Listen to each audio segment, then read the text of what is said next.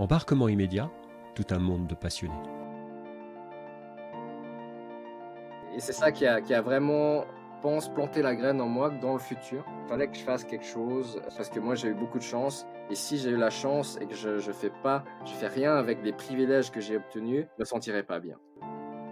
Puis moi j'étais Mmh. comme lui, j'avais vu cette vidéo qui était devenue virale, hein, je crois en 2017, de cette tortue qui avait une paille qui était coincée dans le nez d'une tortue. Coronavirus à fond. Ça veut dire que notre marché cible, qui est tout le secteur hôtelier, restaurant, café, bar, c'est le secteur qui est fermé et affecté le plus. Et nous deux, on a envie de retourner au Vietnam pour pouvoir apporter notre connaissance et savoir pour le Vietnam, pour aider le Vietnam à se développer et pas forcément être connu pour être des pollueurs, etc. Mais pour une fois avoir une solution qui sera internationale et qui va pouvoir résoudre un problème mondial.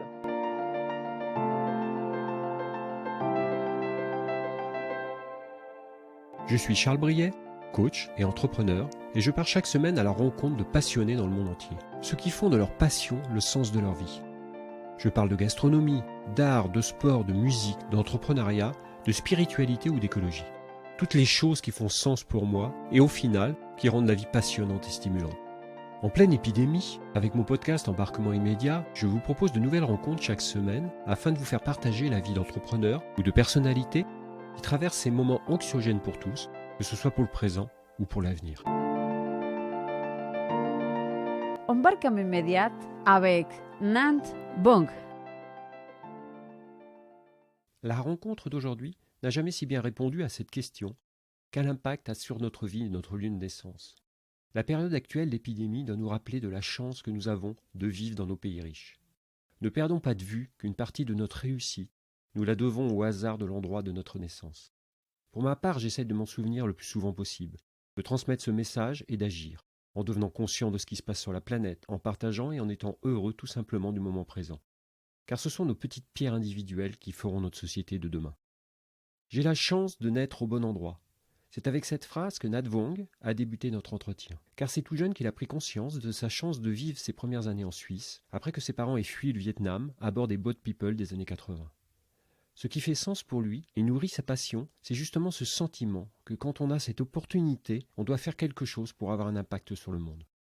Je vous propose de suivre Nat Vong pour un voyage d'expérience de la Suisse au Japon pour aboutir au projet qui fait sens pour lui au Vietnam. La création d'une entreprise sociale à impact. Un rêve devenu réalité, The Happy Turtle. Vous le savez, chaque semaine, je pars à la rencontre des passionnés du monde. C'est justement au Vietnam que Nat a développé son concept de paille biodégradable. Il associe ce qui fait sens pour lui. La lutte contre la pollution par le plastique, particulièrement dans nos océans, et le soutien aux producteurs locaux au Vietnam. Il continue parallèlement de développer son association Water Inception avec la mise en place d'un procédé révolutionnaire de transformation d'air en eau qu'il a installé dans les camps de réfugiés syriens au Liban. Mais avant de retrouver Nat Vong, je tenais à vous remercier pour vos messages et vos écoutes toujours plus nombreuses. Mais pour continuer à faire grandir notre communauté et à découvrir des personnalités toujours plus inspirantes, je vais vous embêter 5 minutes, mais c'est très important pour moi. Si vous pouviez mettre 5 étoiles et un commentaire sur votre application Apple Podcast, c'est super sympa. N'oubliez pas non plus de vous abonner pour recevoir la newsletter du podcast et être informé des nouveaux épisodes. Donc abonnez-vous directement sur notre site web embarquementimmédiat-podcast.com. Allez, retrouvons tout de suite Nat Vong pour une belle rencontre inspirante. Bon voilà, on va se présenter, puis après tu nous présenteras la startup que tu as créée, le projet que tu as mis en place et comment tu la transformes en entreprise qui donne du sens et une entreprise sociale. Tu nous expliqueras ton parcours entre le Vietnam et la Suisse, si j'ai bien compris. Excellent, ouais, avec plaisir. Toi, t'es né au Vietnam, c'est ça? J'ai Ah, des pardon. origines vietnamiennes, hein. Mes parents, en fait, ils viennent d'une ville qui s'appelle Cama au sud du Vietnam. Et j'ai une petite ville, il y a environ 1 million d'habitants au sud du Vietnam. Ouais, quand même. Et en fait, après la guerre, les parents du sud, justement, étaient du côté qui ont perdu la guerre. Du coup, ils commençaient à avoir vent autour de 1979 que les nordistes descendaient au sud et qu'ils expropriaient des Mhm. terres, qu'ils accaparaient des choses. Et pire, du coup, ils ont eu peur et ils ont eu l'opportunité, en fait, de trouver, on va dire, des passeurs qui leur ont promis d'avoir des meilleurs jours et de partir en bateau. D'accord. Ils faisaient quoi tes parents? À mes parents, mon père avait 26 ans, ma mère 19-20 ans. Ah oui, j'étais tout jeune. Ouais, ouais, ouais. J'étais tout jeune, ils avaient des petits boulots, voilà quoi. Ma mère, je crois, elle vendait des cigarettes, enfin bref. D'accord. Et du coup, ben, fraîchement mariés, ils ont décidé de partir et cetera avec, des membres de la famille, surtout du côté de mon père, des oncles, des tantes, et ils sont pris un bateau. Donc, selon leur récit, ils ont pris un bateau il y avait environ 300 personnes sur le bateau. Mmh. Et ils sont partis, au large, pendant, je crois environ 4-5 jours. Et ils ont fini en fait, ils sont arrivés, ils ont trouvé une plateforme pétrolière malaisienne D'accord. qui a décidé en fait de les sauver en fait. Et du coup, ils Ouais. ont pu monter sur cette plateforme, et de la plateforme, ils ont été envoyés, dans un bateau. Mais ils ont eu vraiment de la chance, parce qu'ils me disaient que sur le chemin en fait à cette plateforme, ils s'étaient fait attaquer, 3-4 fois par Les pirates, non? Ouais. des pirates, exactement. Et vraiment quand ils sont arrivés, ils avaient plus rien. C'est les boat people, en fait. C'est Go People, exactement, voilà. Et ils se sont fait amener donc, en Malaisie. Alors ils m'ont dit qu'au début, le gouvernement malaisien ne voulait pas et cetera. Finalement, le capitaine a fait jouer ses relations, et ils ont pu arriver, sur le territoire, malaisien. Et de là, en fait, on a été transférés à Kuala Lumpur, dans un camp de réfugiés. Alors ils sont restés, quelques mois. Et en fait, moi, je suis né, dans ce camp de réfugiés, à Kuala Lumpur. Et moi, en fait, j'ai bien sûr aucun souvenir, parce que, vers en fait, j'avais environ 2 mois et demi, la Croix-Rouge, a accepté quelques familles, et nous, on a eu la chance, en fait, d'être envoyés en Suisse. Donc j'ai une partie de ma famille qui a fini, aux États-Unis. Ils sont d'ailleurs encore à Seattle. Mais nous, on est arrivés, en fait, ben, à Genève, ensuite, à Versoix. Mais assez rapidement, on est arrivé à Nyon, où j'ai grandi. Donc Nyon, c'est vraiment, ma hometown. D'accord. J'ai fait toute, mon éducation, scolaire jusqu'au, On est à côté de Genève, hein, c'est ça, hein, pour les gens qui connaissent pas, c'est à côté de Genève, c'est c'est ça, on est entre Genève et Lausanne, on est, à 1/4 d'heure de Genève. J'ai fait toute mon éducation, jusqu'au gymnase, comme je disais, lycée. Et après j'ai étudié l'économie, j'avais un petit intérêt pour ça. Et j'ai fait HEC, en fait. Donc j'ai fait HEC à Lausanne.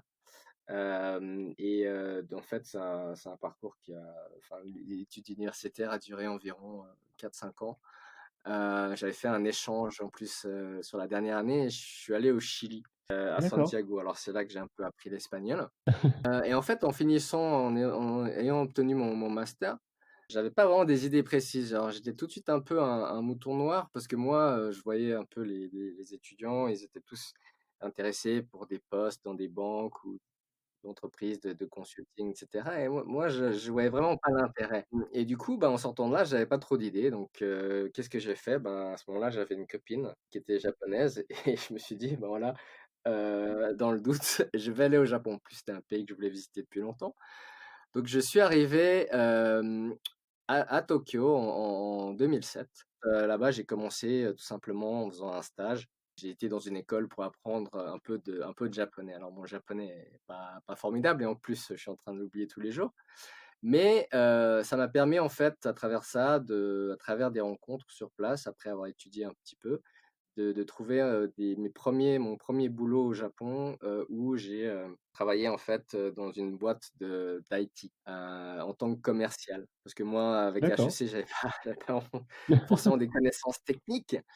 Voilà, j'arrivais un peu à me défendre, dans la vente. Et du coup, j'ai été engagé dans une boîte, qui s'appelle, Systems Go, et c'était une petite entreprise, hein, mais de fil en aiguille, je suis rentré dans une start-up qui était fondée par 2 Français, très sympa, Ah d'accord, avec une ouais, entreprise qui s'appelle, Wiscorp, et qui est encore, existante. Et de là-bas, pareil, commercial. Là, par contre, on vendait des sites web. Donc, je vendais leurs services de développement web. Et pendant que je vendais ces services, je sais pas, j'ai eu un jour une sorte, d'illumination, après il y a eu un tremblement de terre. Et ce qui m'avait frappé, c'était Fukushima ou c'était avant? non, justement, à Fukushima, j'y viendrai, mais c'était avant. Ah, c'était avant, d'accord, Ce qui m'avait vraiment surpris, c'est que moi, j'arrivais au Japon, je suis arrivé, comme je disais, en 2007, et avant l'ère du iPhone.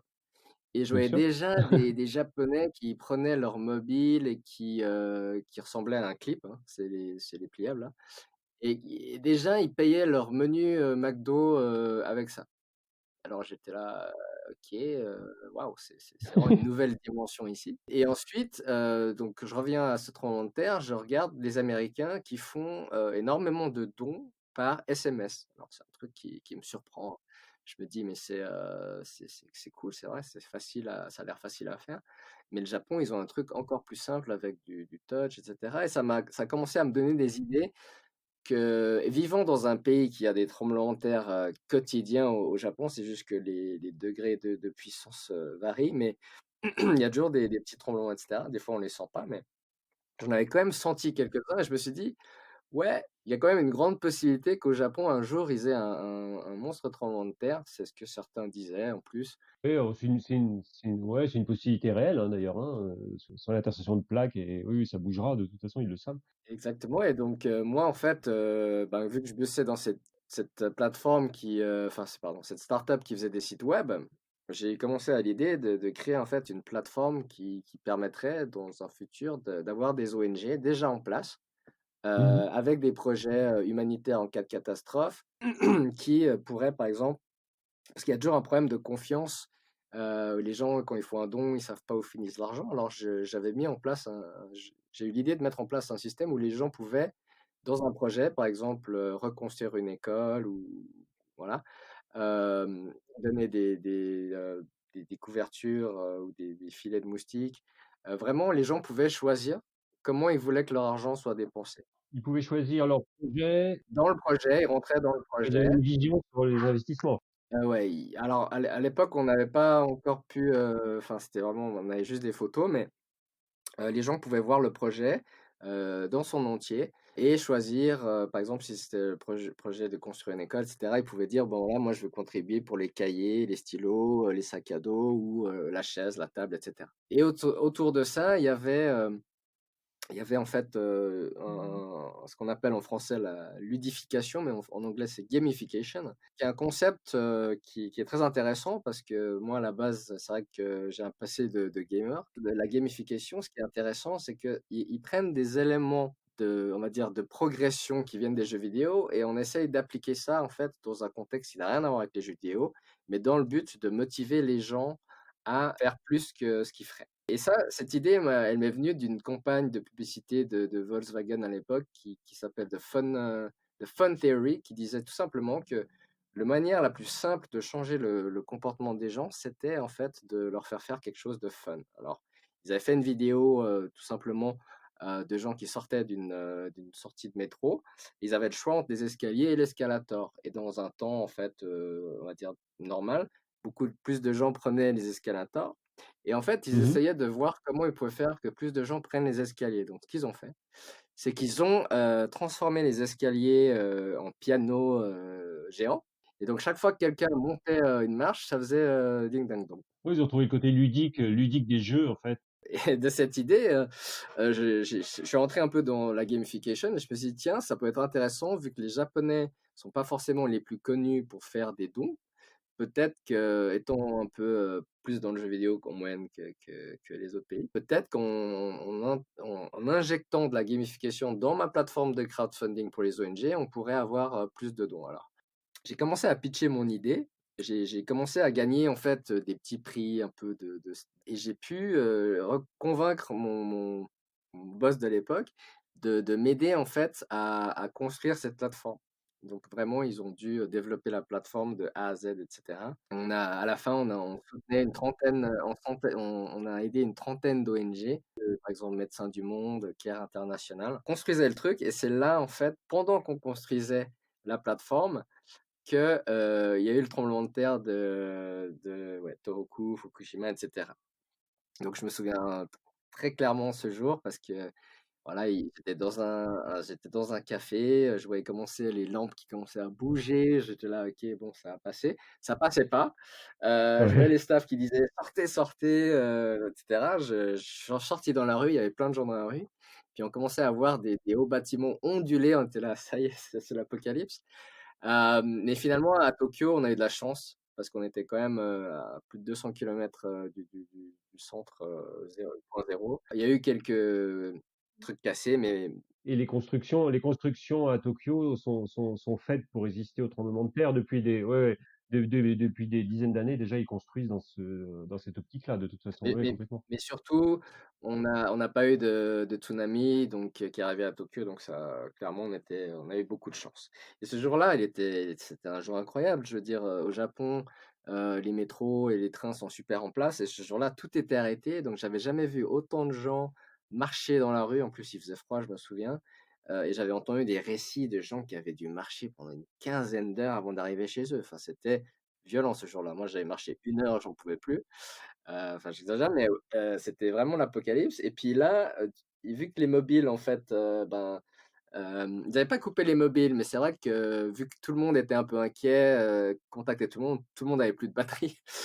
Donc en fait, on voyait des gens faire la queue en fait dans des cabines téléphoniques. C'est un truc qu'on n'avait jamais vu depuis l'invention du mobile, quoi. On a continué justement, ça nous a donné plus de motivation, mais ça nous a quand même pris un certain temps, hein, parce que Oui, j'avais pas c'est toutes clair. les ressources Ouais. de l'entreprise pour ma plateforme.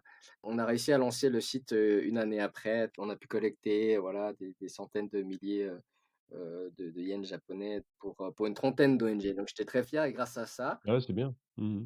en 2011, je reçois un email qui venait un peu je crois que c'était de l'ambassade suisse, qui nous invitait en fait parce qu'il y avait professeur Klaus Schwab du World Economic Forum qui venait à Tokyo et qui allait parler d'un projet qui s'appelait à l'époque enfin qui s'appelle toujours les Global Shapers. Alors moi j'étais intrigué.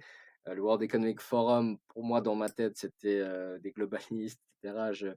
J'avais pas une idée, j'avais pas, on va dire, une image très positive de l'organisation, mais bon, par curiosité, j'y suis allé et je me suis retrouvé dans un hôtel avec d'autres enfin d'autres, on va dire, gens qui avaient reçu le même email que moi, personne ne se connaissait, etc. Je leur demandais c'est D'accord. quoi cette histoire et personne ne savait rien. Et du coup, on s'est retrouvé dans cette salle avec, il y avait l'ambassadeur suisse qui était au Japon à l'époque et professeur Schwab qui commençait à nous expliquer un peu ce que c'était les Global Shapers. Alors, en gros, l'histoire, c'est que professeur Schwab a, avait créé un réseau qui s'appelait les Young Global Leaders. Et il disait que pour faire partie de ce groupe on va dire, d'influenceurs dans le business, etc., il fallait que les gens aient entre 30 40 ans. D'accord. Et parmi ces gens, il commençait à un moment, il s'est senti entouré en fait de gens à travers tout son réseau qui avaient un peu trop les cheveux gris, Mmh. comme il disait ça, et il disait tiens, ce serait peut-être bien d'injecter en fait voilà, un nouveau sous-réseau qu'il allait appeler les Global Shapers, qui allait avoir une catégorie de personnes qui avaient entre 20 et 30 ans. Alors D'accord. moi, à l'époque, j'avais 30 ans pile, donc vraiment j'ai pu rentrer, raclette, raclette, et je me suis retrouvé dans ces Global Shapers. J'étais le seul étranger au Japon. Tous les autres étaient, japonais bien sûr mais pas tout le monde parlait anglais, donc c'était un peu compliqué, mais au début, je savais pas dans quoi je me mêlais, mais j'aimais bien le concept que les jeunes qui faisaient partie de ça, ou les gens qui ont été sélectionnés à la fin, avaient tous des entreprises sociales, avaient soit fondé une ONG, et cetera. Et j'ai vraiment rencontré au Japon des gens super intéressants. Il y avait une fille qui s'occupait d'enfants en Mongolie qui vivaient dans les souterrains, et cetera, qui étaient sans abri. Donc tu t'es retrouvé avec des gens qui avaient la même, qui avaient la même envie en tout cas, ou le même impact social de. Qui contribuaient voilà, qui contribuaient à quelque part à travers leur métier voilà, d'améliorer un peu le statut de la société. Déjà à ce moment-là, c'est quelque chose qui te faisait qui te faisait bouger? C'est de créer, quelque chose qui a un impact sur la société? Ça vient d'où ça? Oui, c'est vrai, j'ai pu parler de ça. En fait, c'est vrai, je vais revenir un peu dans le temps. Nous, on a été naturalisés, suisses en 1995, donc j'avais 15 ans et en fait, mes parents, avant ça, enfin, on avait, des papiers un peu, bon, on est arrivé sans papiers, hein, mais on a commencé à avoir, ce qu'on appelle le permis C ici, ça nous a permis de vivre ici. Et une fois qu'on a eu le passeport, en fait, mes parents ont enfin osé rentrer au Vietnam pour la première fois après leur départ. 15 ans après, moi, bien sûr, je les ai accompagnés. C'était vraiment une expérience qui a effectivement planté une graine dans ma tête à ce moment-là, parce que ben, déjà dans la rue, je voyais plein d'enfants qui venaient me mendier de l'argent. Alors, j'étais Ouais, vraiment, grandissant en Suisse, on n'avait jamais vu ça, et vraiment, ouais. j'étais surpris. Bah, déjà de passer de Genève au Vietnam, déjà, c'est un choc. C'était déjà un monstre choc, et en tombant sur ma famille, c'était bizarre parce que moi, je les connaissais pas du tout. Mais j'avais des cousins, etc., plus jeunes, qui étaient là, et je me souviens je me souviens d'une petite anecdote. En fait, mon cousin, je crois que j'avais 15 ans, lui, je crois qu'il avait 8 9 ans. Et il me dit, ouais, on va jouer aux échecs, etc. Je fais, ah ouais, c'est cool. Je connais un peu les règles, j'étais pas bon. Mais je me disais, le petit gosse, il est sympa, je pense que je vais le battre facilement. Et en fait, non, il m'a complètement explosé, en fait. Donc, c'est bête, mais cet incident m'a fait penser. Je me suis dit, tiens, peut-être que mon cousin, en fait, il est peut-être plus intelligent que moi. Ouais, Et je me suis dit, c'est fou quand même. Moi, j'ai grandi en Suisse. J'ai jamais fait le choix de grandir en Suisse. Lui, ses parents, enfin, lui, il était pas encore né quand je suis parti, donc, mais lui, il a jamais eu ce choix. Et je m'étais dit: «Waouh, c'est fou, si mon cousin peut-être, avait grandi en Suisse, et cetera, peut-être qu'il aurait pu, avoir une carrière un peu plus, vraiment différent». complètement. Et c'est ça qui a vraiment, je pense, planté la graine en moi que dans le futur, il fallait que je fasse quelque chose, Qui ait du sens, en tout cas. qui ait du sens et qui redonne, parce que moi, j'ai eu beaucoup de chance, et si j'ai eu la chance et que je fais rien avec les privilèges que j'ai obtenus, je me sentirais pas bien. Et donc, fast forward dans le temps, quand je suis devenu shaper, moi, j'étais content parce que je me sentais entouré de personnes qui avaient le même désir de vouloir faire quelque chose pour la Je société. partais du postulat que, bah, en fonction du lieu où on est ou du pays où on n'a pas tous les mêmes chances et il Clairement. faut essayer de partager ça et partager, ceux qui ont plus de chance, C'est partager en tout cas le plus qu'on a avec ceux qui ont moins de chance. Si je Voilà, ouais, comprends bien. exactement.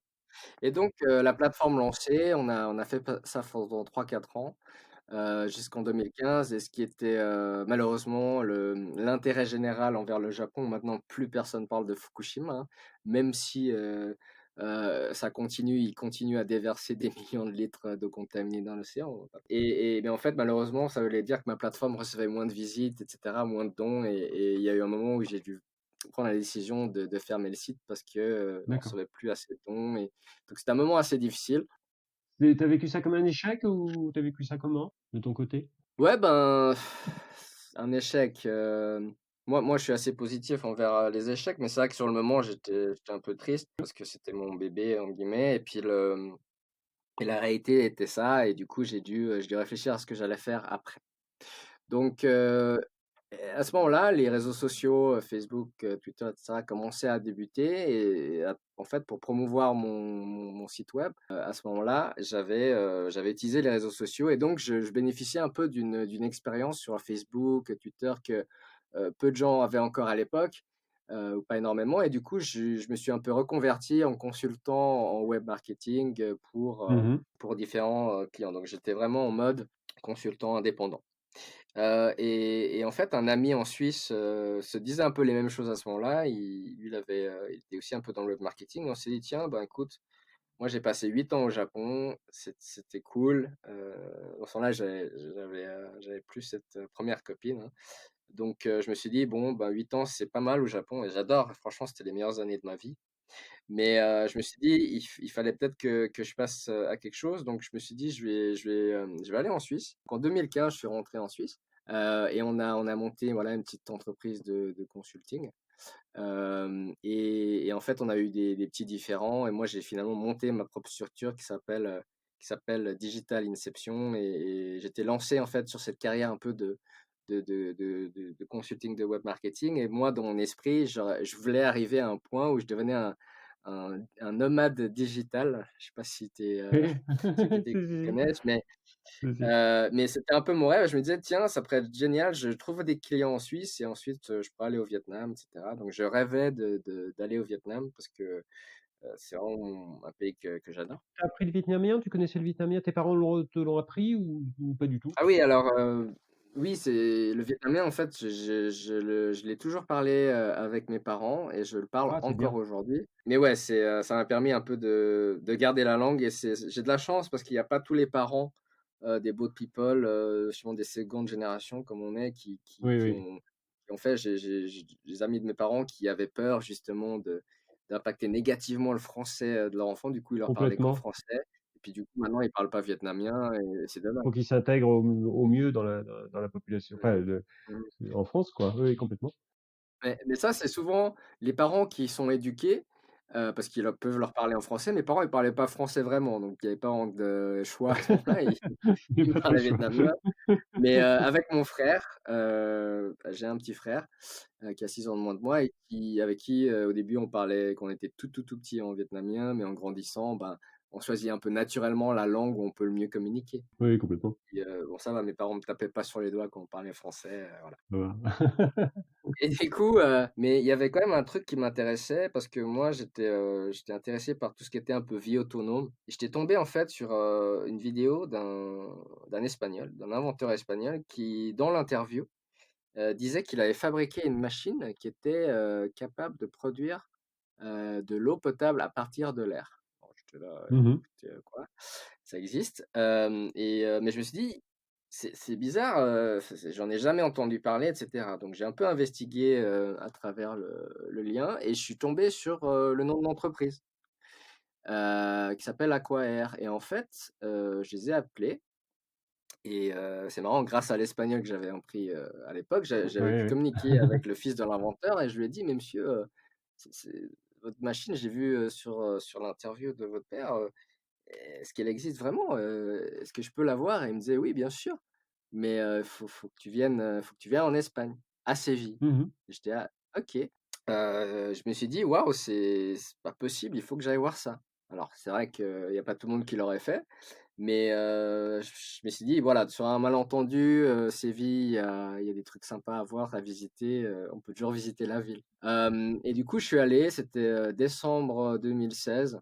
Séville, très jolie ville d'ailleurs, je vous recommande si tu es jamais allé, mais Si, je connais bien. Ouais, ouais. j'ai rencontré donc l'inventeur, son fils, qui m'a amené à l'usine. Il a montré la machine. Donc je vais peut-être expliquer rapidement comment ça marche. Donc en fait, ces machines, en fait, c'est des genres de déshumidificateurs géants. Ça aspire Mmh de mh. l'air en grande quantité et c'est un peu comme dans un frigo. Enfin, il y a un système de refroidissement et l'air qui est filtré, à l'entrée avec, un filtre en carbone pour, justement, avoir un air propre qui rentre dans la machine, est soufflé sur des lamelles qui sont refroidies et en fait, tout simplement, les lamelles commencent sur les lamelles commencent à se former des gouttes qui tombent dans un réservoir et ce réservoir, en fait, on pouvait, donc verser de l'eau directement de la machine, avec de l'eau qui était fabriquée à partir de l'air. Donc j'ai demandé à tester l'eau, si possible et donc il me verse un verre d'eau et je bois et là, waouh, je me dis: «Pas de goût bizarre, incroyable». D'accord. Et c'est là que j'étais vraiment vendu. Je dis: «Mais monsieur, c'est pas possible, vous avez cette invention, vous pouvez faire de l'eau, n'importe où». Il disait que, bah, dans l'interview, il disait que justement ils arrivaient à produire de l'eau même dans le désert. Donc moi Mmh mh. j'étais vraiment, impressionné et donc en fait, je lui ai dit: «Mais monsieur, bah, voilà, j'habite près de Genève, il y a beaucoup d'organisations internationales, l'UNHCR, la Croix-Rouge, je vais essayer d'aller les voir en rentrant et puis voir s'ils seraient intéressés par vos machines». Mmh mh. Et donc c'est ce que j'ai fait. Donc je suis rentré, en janvier, j'ai commencé à avoir mes premiers rendez-vous 2017 avec, le NHCR et cetera. Je rencontre quelqu'un qui s'occupe, du tout ce qui est eau et affaires sanitaires dans les camps. Je lui parle de la machine et il me dit: «Génial, j'ai jamais entendu parler de ça». Je fais: «Ah bon?» Heu, pourtant, c'est votre métier et cetera, enfin bref.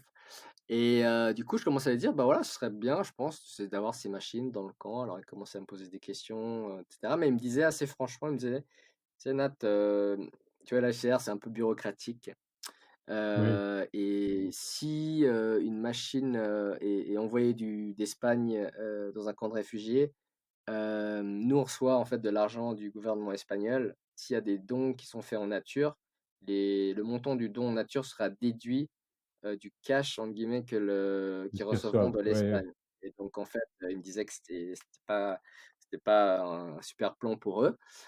Et il me disait que si je voulais amener ces machines dans le camp, bah, il fallait que je passe par d'autres ONG qui étaient déjà présents dans les camps. Donc j'étais là, je suis parti un peu déçu. Bref, je me suis dit, j'ai la machine. Je pense qu'on peut faire quelque chose tout seul, etc. Je voulais pas perdre mon temps. Mais j'avais quand même été à Davos. Je m'étais un peu D'accord. incrusté dans la ville. Et j'étais tombé un peu sur, voilà, je me souviens justement d'avoir pu essayer d'être dans la même salle que Matt Damon, l'acteur, qui lui a une ONG qui s'appelle waterinception.org. Et je m'étais mis devant, j'avais essayé de lui parler, etc. Impossible, bodyguard et Possible tout. d'approcher, ouais. Normal. Je passé devant, je disais, monsieur, enfin bref. Donc, échec. Et après, j'avais quand même réussi à parler avec des gens de son ONG, etc., qui m'avaient donné leur carte, mais j'arrivais pas en fait à vraiment développer un intérêt parce qu'ils avaient jamais entendu parler de ça. Les machines étaient, il faut le dire, hein, c'est un point négatif, c'est qu'elles sont assez chères. Euh, et du coup, ben, j'étais vraiment, qu'est-ce que je peux faire? Je me suis dit, autant le faire soi-même. Et autour de ça, j'ai eu l'opportunité à travers les Global Shapers qui organisent des événements chaque année dans différentes régions du monde, d'aller au Liban pour aller visiter un camp de réfugiés. C'était dans le programme. Donc quand j'ai vu ça, je me suis dit génial. J'ai jamais été visiter un camp de réfugiés de ma vie. Je vais aller voir. Je vais poser des questions un peu sur leur eau, la situation de l'eau, etc. Et donc, en septembre 2017, je suis allé au Liban. C'était ma première fois au Moyen-Orient. Et j'ai pu visiter ce camp de réfugiés qui se trouvait à Tripoli. Et c'était des réfugiés syriens qui vivaient là-bas depuis 4-5 ans. Et on a fait un peu le tour du camp. Enfin, si vous allez sur notre site, il y a des photos. Et en fait, ils avaient quand même l'électricité. Et par rapport à l'eau, ils me disaient, ben regarde, ça c'est les réservoirs d'eau. Alors c'était des sortes comment dire, des bidons d'eau en plastique. Ouais. Et elle me disait, voilà, ben cette eau, en fait, on la reçoit par camion. Et en fait, le problème, c'est qu'elle est pas potable. Oui, Ils oui. étaient forcés d'acheter des bouteilles d'eau, un peu comme tout le monde qui voulait avoir accès à Mmh. de l'eau potable, hein. Même au Liban, il faut savoir que même les habitants, ils ont chez eux, au robinet, c'est pas de l'eau potable qu'ils ont. Donc imaginez Oui. l'eau, la qualité de l'eau que les réfugiés reçoivent, hein. Et du coup, traumatisé un peu par cette expérience, parce que dans les 150 réfugiés qui étaient dans ce camp, qui était un camp informel, donc c'était pas un camp sous l'UNHCR, etc., bah en fait, dans les 150, il y avait une centaine qui étaient des enfants. Et il me disait qu'il y avait que 20% des enfants qui pouvaient aller à l'école parce que, ils devaient justement aider les parents à générer un peu de revenus pour pouvoir subsister. Donc ça voulait dire que des enfants vendaient des fleurs dans la rue à des touristes, des trucs un peu comme ça. D'accord. Et vraiment, ça a vraiment renforcé ma motivation d'aller de l'avant. Et en rentrant, je me suis dit: «Ben, je vais monter une ONG». J'ai appelé ça Water Inception parce que Inception, en fait, c'est un film que j'adore. Oui, tout à fait. Ouais, ouais. Voilà, il y a un peu l'idée de planter une graine dans l'esprit des gens, et cetera. Et vraiment, c'était pour moi important parce que plus j'avançais dans mon projet, plus je faisais des recherches sur la crise de l'eau et plus je me rendais compte qu'on était vraiment dans une situation hyper critique. Et vraiment, le rapport, Global Risk Report du World Economic Forum dit que, enfin, ça fait depuis 4-5 ans que la crise de l'eau fait partie des problèmes les plus grands que la planète va avoir À affronter quoi. Oui, oui, complètement. à affronter dans les prochaines années. Et c'est un problème qui ne partait pas de ce top 5 des problèmes les plus graves. Et je me suis dit, ben, j'ai pas l'argent pour acheter une machine, donc on va faire une campagne de crowdfunding. Et en fait, on a réussi à lever, on avait une target de 50 000 euros et on a malheureusement réussi à lever que la moitié. Alors, ce que ça D'accord. voulait dire, c'est qu'on voulait acheter une machine qui produisait 400 litres d'eau par jour. C'était quand même suffisant. On avait calculé pour que tout le monde ait environ plus de 2 litres d'eau pour boire par jour. Et les Global Shippers m'ont beaucoup aidé pour partager ce projet. J'ai été couvert par le World Economic Forum. Et on a eu l'argent, que j'ai acheté la machine et amené la machine au Liban. Alors, elle était dans le port de Beyrouth. Une fois, on a pu sortir la machine et justement, j'ai pu aller voir la machine qui était déjà installée dans le camp. Et donc, quand je suis arrivé, c'était le 23 juin 2019, pardon, j'ai pu activer la machine moi-même et j'ai pu boire le premier verre d'eau qui sortait de la machine. Donc, on a fumé tout ça, Génial. vraiment un Ouais, grand ouais. moment. Les gens voyaient pas forcément la galère qu'on a vécue pour l'amener, mais elle était là, elle marchait bien, etc. On a pris des photos et la machine est toujours dans le camp. Et mes finances personnelles, en fait, commençaient à descendre. Donc, j'arrive pas à lever cet argent, c'est difficile pour moi de continuer. Et c'est là que un entrepreneur avec des origines vietnamiennes que j'avais rencontré 2 ans avant revient du Vietnam et me dit: Nat, j'ai envie de te parler d'un projet que je suis en train de faire. Et c'est un truc pour lutter contre la pollution plastique. On va se boire un café, je t'en parle. J'étais là un peu intrigué en mode ok, qu'est-ce qui va me sortir encore? Et on se rencontre justement, c'était en août l'année dernière. Et il me dit: «Nat, j'ai trouvé en fait, un ami au Vietnam qui fabrique, des pailles qui sont faits, à base de plantes, Mhm. et plus précisément d'un mix de pommes de terre et de manioc, D'accord. qui sont des pailles 100 naturelles, sans produits chimiques et qui en plus, se décomposent, en un jour et même, sans danger pour, la faune animale. Il me disait, «Oui, tu vois, quand les pailles, elles tombent dans l'eau, elles se ramollient et en fait, même les poissons peuvent les manger sans danger, c'est de la nourriture pour eux, il y a aucun produit.» Biodégradable complètement, quoi. Oui, oui. 100. Et moi, j'étais là, waouh, j'avais jamais entendu parler de ça. C'était un produit vietnamien. Moi, je voulais trouver un moyen de retourner au Vietnam. Je dis, OK, let's go, quoi. Mais ça existait déjà au Vietnam ou c'est un brevet qui a été déposé ou C'était déjà utilisé au Vietnam depuis quelques mois, mais c'était vraiment, il avait trouvé son ami qui lançait ça, quoi. Mais son ami parle pas anglais. Donc d'accord. ses perspectives d'exporter, d'internationaliser tout ça, c'était pas possible. Et puis quand il m'avait montré le packaging vietnamien, j'ai regardé Axel, hein, qui est mon associé, sur les pailles et je lui ai dit: «Mais on peut pas faire ça.» Il me dit: «Non, mais moi j'ai un nom super cool, on va appeler ça The Happy Turtle Straw.» Puis moi j'étais Mmh. comme lui, j'avais vu cette vidéo qui était devenue virale, hein, je crois en 2017, de cette tortue qui avait une paille qui était coincée dans le nez d'une tortue en plastique et ça m'avait vraiment choqué et il m'expliquait qu'en fait, le nom, lui avait été, qu'il a eu l'idée du nom parce que une de ses nièces, quand il a parlé des pailles, elle a dit: «Ah génial, ce sera sans danger pour les tortues» et cetera et ça lui a donné l'idée, quoi. Ouais, d'où l'idée du nom au départ, quoi, c'est ça? Exact. Et enfin moi je t'ai vendu direct. Et Oui, du coup, oui. je lui ai dit: «Bah, écoute, tu sais quoi?» Il me disait: «J'ai pas trop de compétences en IT.» J'ai dit: «Bah, écoute, t'es bien tombé, moi je sais faire un site web, je peux m'occuper, un peu des réseaux sociaux et cetera.» Et du coup, on est parti comme ça et c'est moi qui ai fait, le site, hein. Et du coup, on s'est dit: «Ben, il faut qu'on aille au Vietnam. Il faut qu'on aille au Vietnam.» On a monté, une SARL, donc une entreprise, en Suisse et on est parti au Vietnam pour, aller rencontrer son ami, pour, justement solidifier ce partenariat et je pensais rester 2 mois. Finalement, on est resté 3 mois. Bon, il y a eu un petit impact, au niveau du coronavirus et cetera à ce moment-là. Et c'était marrant parce qu'au Vietnam, on en rigolait, on disait: «Ouais, ça va passer.» Comme partout, hein, d'ailleurs, hein, tu sais? Où personne n'a pris la mesure de ce qui se passait en Chine et oui, complètement.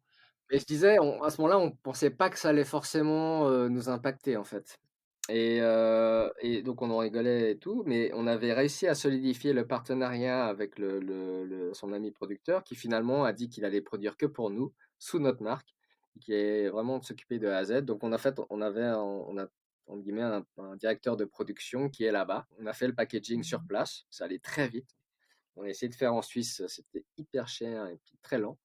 Mais une fois qu'on est arrivé sur place, tout est allé très vite et on a développé justement le packaging, de nos pailles, et on a envoyé en fait des palettes, en Suisse, donc il y en a une qui est arrivée. Oui, j'avais vu sur, je sais plus si c'est les réseaux sociaux ou sur, je sais plus. Oui, oui, oui, j'avais vu que les palettes qui partaient et Voilà, donc elles sont bien arrivées. Moi, j'ai des cartons à la maison, on est vraiment en mode start-up, hein. On a fait nos 1res livraisons et on a 2 palettes qui sont en transit en ce moment pour la Suisse et c'est là que voilà, coronavirus à fond.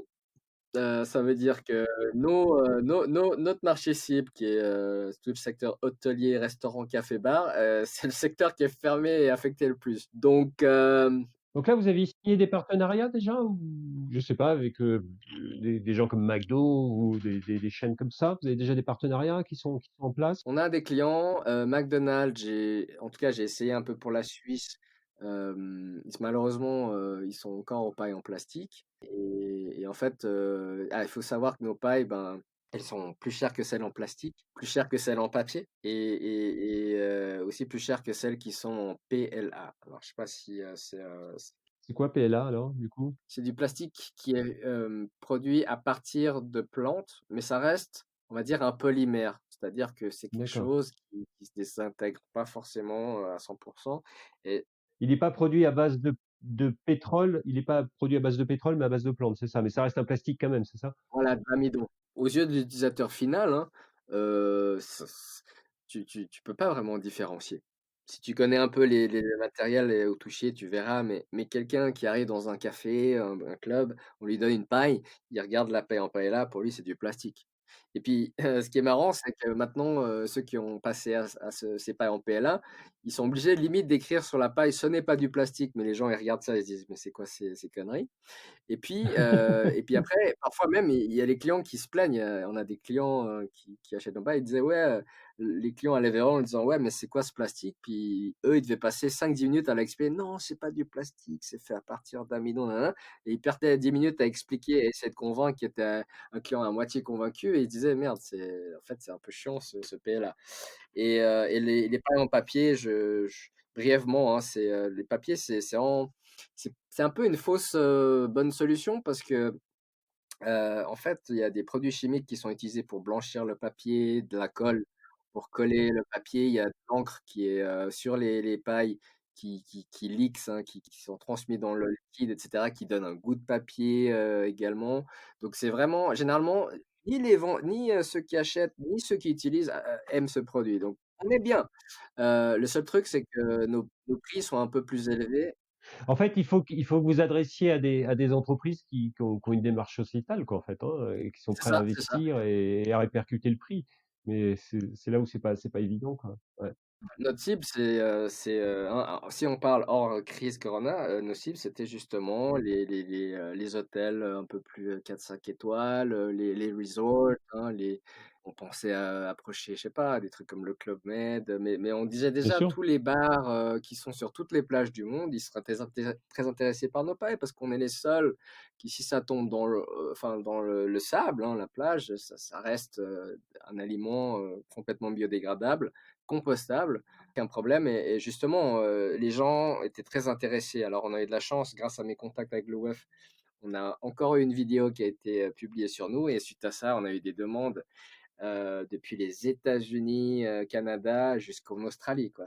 Et on peut la manger? On peut la manger cette pâte? Alors on peut tout à fait la manger, c'est tout D'accord. à fait comestible et c'est À marrant parce quel que ça a moi quel goût du coup? bah, en fait, ça a un goût assez neutre, parce que c'est un peu comme, ouais, c'est comme des nouilles de riz, hein. Ça a pas forcément un goût très fort et ça prend le goût de la sauce que tu as utilisée. Alors il y a des gens qui se sont amusés à faire, des spaghettis avec, pour ceux qui connaissent le pho, le plat, on va dire clé du Vietnam, ça passe aussi nickel. Alors c'est vraiment pour le délire, c'est pas le but, hein, des pailles et surtout on les vend pas forcément, en disant: «Oui, elles sont comestibles, sans danger pour la faune marine», mais on va pas commencer à dire, «Mangez les pailles» et cetera. Moi, je fais la OK. démo. Je fais la démo quand je vois les clients, je leur dis: «Regardez, craque», mais je la croque, mais je veux dire, Elles sont vraiment, safe et ce qui est génial, c'est qu'elles durent aussi pendant, plus de moi, j'en ai laissé une toute la nuit dans un liquide, elle est encore nickel. Alors elle est un peu non enflée, mais elle reste imperméable, ce qui permet toujours de l'utiliser. Avec une paille en papier, voilà, après 10-15 minutes, ça devient compliqué et cetera. Donc on a vraiment un produit aujourd'hui qui est génial. Les gens commençaient à acheter et cetera, mais dès qu'on a vu qu'on avait un client hôtelier qui nous a dit: «Ah, on a fait des pertes énormes parce qu'il y a le salon de l'auto de Genève qui a été annulé et tout, on a perdu des millions». Et en B2C, vous en faites un peu et vendre par la grande distribution pour les consommateurs, pour le consommateur final directement? Vous y avez pensé ou? Alors on y a pensé, aujourd'hui c'est pas notre stratégie initiale parce que D'accord, déjà on n'a pas, des monstres ressources, hein. On a, des petits, des vendeurs qui bossent à la commission et cetera et on a fait un packaging, hein. On a un packaging de 100 pailles, on a un packaging de 40 pailles et c'est dans l'esprit de se dire: «Oui, dans le futur, on pourra peut-être vendre des petits paquets». Mais là aujourd'hui la stratégie c'est de vendre, comme on dit, en bulk, en gros lot pour réduire, hein, le packaging, ça c'est important aussi. Vu qu'on n'a pas forcément les ressources pour, s'occuper tout d'un coup d'un e-shop ou peut-être qu'on aurait des centaines de commandes, voire des milliers. On n'a pas la logistique pour faire ça aujourd'hui et moi quand on commande des échantillons, sur notre site, hein, c'est un peu le seul truc qu'on peut faire aujourd'hui. C'est moi qui ou mon associé qui allons à la poste, pour l'envier, hein. Il y a pas encore Amazon, qui est là, quoi. Donc, on est dans une situation où, ben, on a un très bon produit. On sait qu'il est très demandé en ce moment avec la lutte contre le plastique. En plus, législation européenne 2021, interdiction du ban en plastique. Enfin, on a vraiment le vent en poupe, au niveau, législatif, au niveau de la demande de ce genre de produit. Puis voilà, on était là-dedans jusqu'à ce que le corona tombe et là, pam, on est un peu en mode: «Bon, ben, qu'est-ce qu'on fait?» et cetera. oui, oui, Là, complètement. j'avoue qu'on Ouais. a un peu des incertitudes, mais ça n'empêche pas qu'on espère que la crise passera et que les gens recommenceront à sortir, que les bars commenceront à rouvrir et là, normalement, ça devrait repartir. Mais il y a juste ce moment où bon, bah, je pense qu'on va faire comme tout le monde, hein, on va éviter de sortir, de faire trop de ventes et cetera et puis de serrer la ceinture jusqu'à ce que ça reparte. Donc c'est là qu'on en est aujourd'hui. Vous avez fait vous avez fait des levées de fonds ou c'est en cours ou pour pouvoir vous développer plus? Effectivement, on a des gens qui sont venus frapper à notre porte en nous disant: «Vous cherchez pas des investisseurs, vous cherchez pas des investisseurs?» Alors, nous, en fait, oui, on cherche des fonds. On cherche des fonds, pour justement pouvoir, agrandir l'usine de production de notre associé au Vietnam, pour pouvoir produire à plus grande échelle et bien sûr réduire les coûts et cetera. Donc, on était dans cette optique, hein et d'ailleurs, on est en train de rédiger ce business plan d'ailleurs. C'est un peu le bon moment pour le coup. Oui, oui, complètement. Et on espère, ben, pouvoir lever ces fonds, un peu moins d'1 million pour pouvoir développer une grande usine et pour passer à une capacité de production qu'on espère à 1 million de pailles par jour. 1 million de pailles, c'est un conteneur, hein, de 20 pieds. Hem, Là, vous sous-traitez la production aujourd'hui, c'est ça? Auprès d'une usine locale. Alors c'est une petite usine, je suppose, non? Je sais pas comment ça se passe? c'est plus que du sous-traitement parce qu'on est devenus associés dans le sens où, Ah d'accord. on a monté, une sorte de joint venture au Vietnam. Où, nous on a nos noms, moi Axel et puis notre vietnamien et justement on a monté ça pour, solidifier notre partenariat, et puis à travers ça, c'est à travers cette entité qu'on injectera les futurs, fonds pour pouvoir agrandir l'usine et faire ça ensemble. Ce qui est important, c'est que nous on amène vraiment, on va dire les standards, hein, suisses parce que il était un peu en mode start-up le vietnamien et puis on lui disait: «Mais tu sais, il faut des certifications, il faut, des certifications, pour, la food safety, pour les États-Unis, il faut, du FDA, et cetera et donc bah, on l'a un peu poussé par rapport à ça, donc c'est cool, on a été certifié, FDA. Donc on est prêt pour les États-Unis. Pour l'Union européenne, on est encore en train de regarder ce qu'il nous faut, mais on est en train de parler avec SGS, qui est une entreprise de certification en Suisse. Donc c'est encore en processus. Pardon, il y a une partie de vos bénéfices qui sont versés à des associations ou comment ça se passe? Alors, bien sûr, ce que j'ai pas mentionné, c'est que quand on était au Vietnam, on a cherché en fait, une fondation ou une ONG qu'on pouvait soutenir, par rapport aux tortues, bien sûr. On a trouvé une fondation qui est sur une île qui s'appelle Con Dao, qui est, un peu au sud-est, du sud du Vietnam Et on est allé là-bas, alors on a passé des très bons moments, et on a pu, discuter avec, justement ces rangers qui protégeaient les tortues. Et donc on a initié des conversations en leur disant: «Bah, voilà, on est en train de faire ces histoires, de paille, et puis quand on aura des profits, ben, on serait très ravis de vous faire un don», et cetera.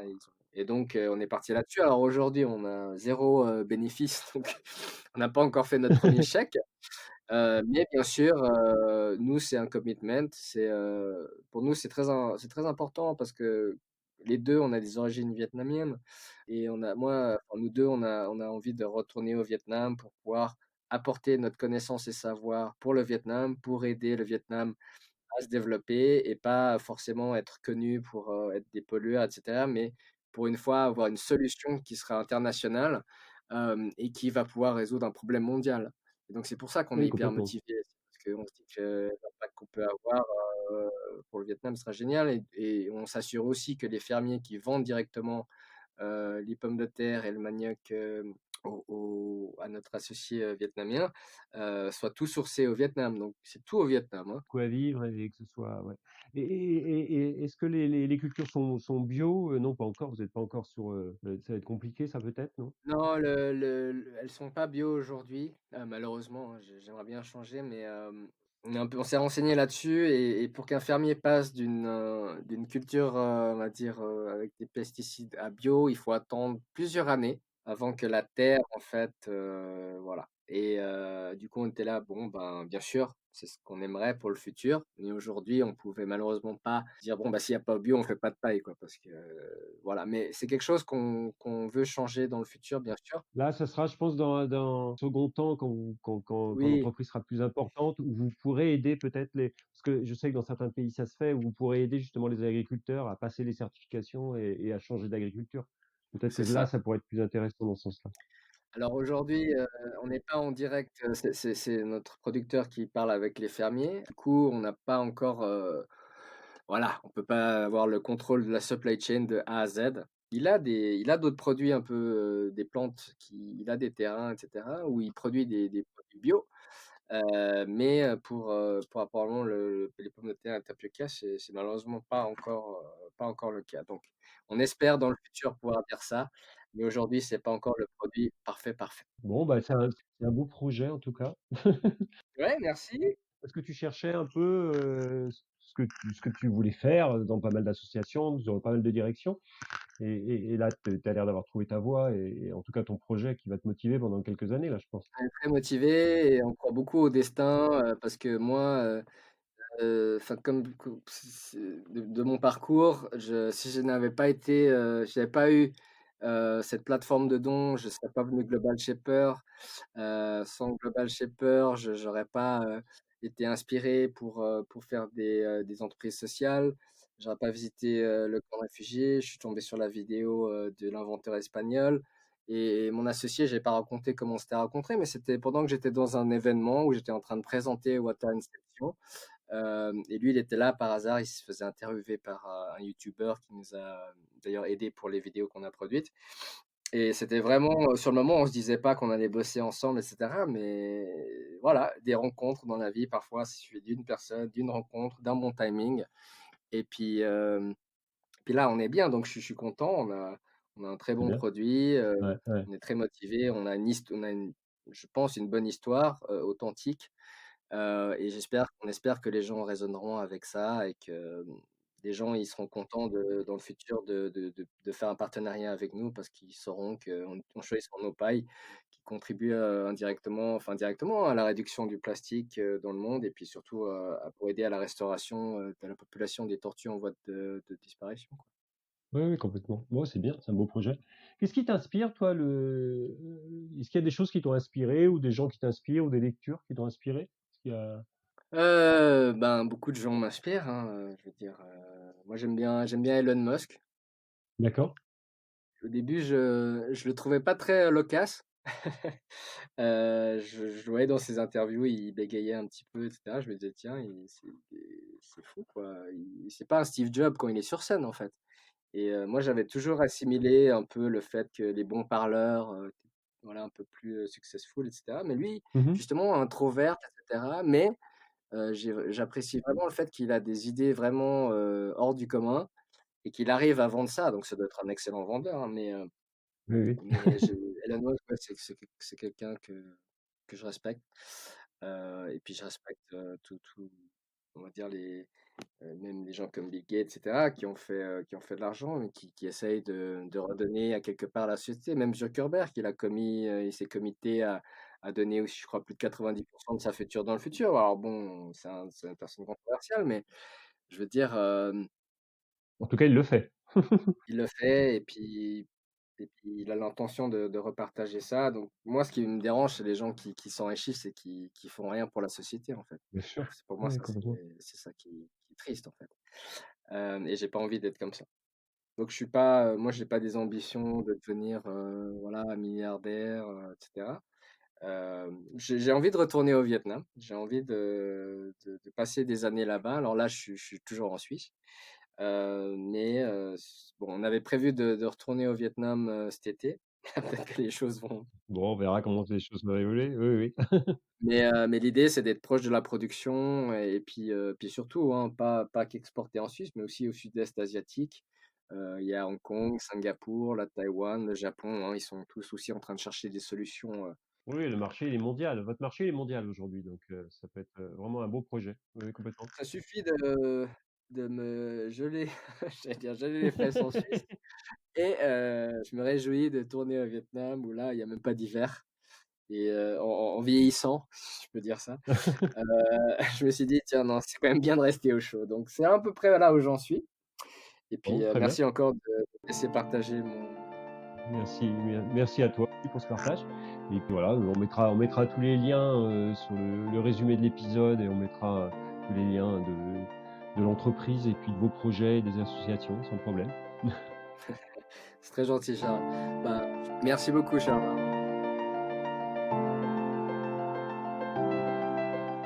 Embarquement immédiat est maintenant terminé. J'espère que cet épisode vous aura plu et inspiré, que ce soit pour vos projets actuels ou futurs. L'émission a été réalisée par une équipe qui m'entoure. Je remercie Maïté pour ses reportages photos sur nos rencontres, sa patience, nos équipes de post-production. Merci à Daniel Murgui-Thomas et la boîte à images pour ses précieux conseils. Abonnez-vous et retrouvez toutes les notes de l'épisode, les références de l'invité sur le site embarquement immédiat, tout attaché, -du6, podcast.com. Vous pouvez me joindre sur les réseaux sociaux, je réponds à tous. Maintenant, si vous aimez notre podcast, la meilleure façon de nous soutenir est de mettre 5 étoiles et un commentaire sur Apple Podcasts, iTunes et les autres plateformes d'écoute. C'est très important pour nous. À très bientôt pour un nouvel épisode. Et n'oubliez pas, l'impossible n'existe que parce que nous n'essayons pas de le rendre possible. Mike Horn.